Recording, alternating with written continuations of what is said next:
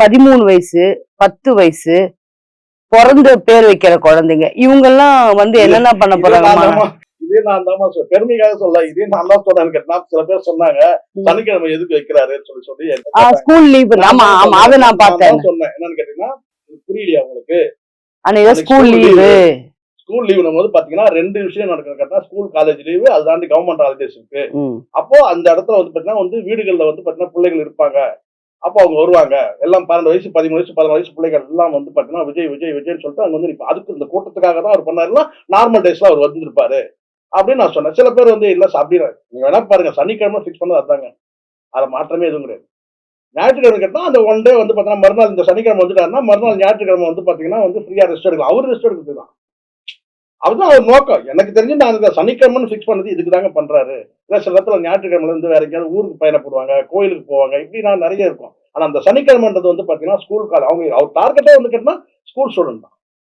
ஞாயிற்றுக்கிழமை வந்து பாத்தீங்கன்னா நீங்க சொல்லலாம் ஓவரால் லீவ் தான், ஞாயிற்றுக்கிழமை தான் இன்னும் கூட்டம் அப்படி கிடையாது. ஞாயிற்றுக்கிழமை கேட்டா அவங்க சொந்த வேலைகள் சிலது, கோயிலுக்கு போவாங்க, அங்க போவாங்க, சர்ச்சுக்கு போவாங்க, இப்படி நிறைய விஷயங்கள் இருக்குமா ஞாயிற்றுக்கிழமை பொறுத்த வரைக்கும். அது வந்து பெரும்பாலும் சர்ச்சுக்கெல்லாம் போவாங்க, நிறைய வந்து கோயிலுக்கும் சர்ச்சுக்கும் போயிடுவாங்க ஞாயிற்றுக்கிழமை.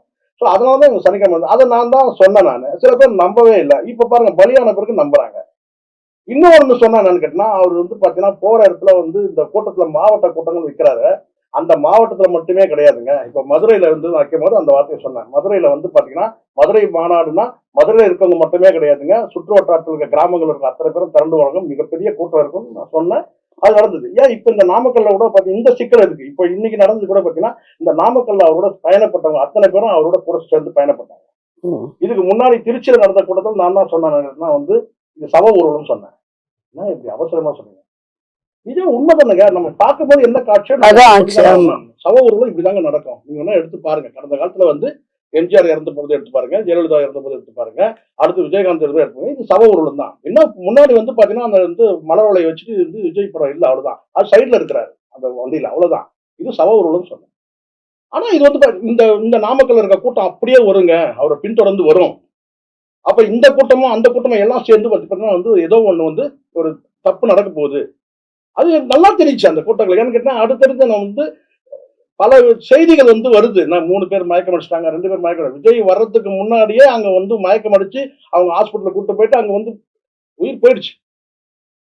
அங்க அது வந்து அவர் எல்லாரும் சொல்லுவாங்க பாருங்க, அவர் வந்த பிறகு அவர் வந்து வர்றதுக்கு முன்னாடியே வந்து பாத்தீங்கன்னா அங்க வந்து அந்த தள்ளு முள்ளு நடக்க ஆரம்பிச்சிருச்சு. அவர் வந்த பிறகு இன்னும் கொஞ்சம் வந்து இன்னும் கொஞ்சம் இல்லை, இன்னும் நிறைய ஆயிடுச்சு.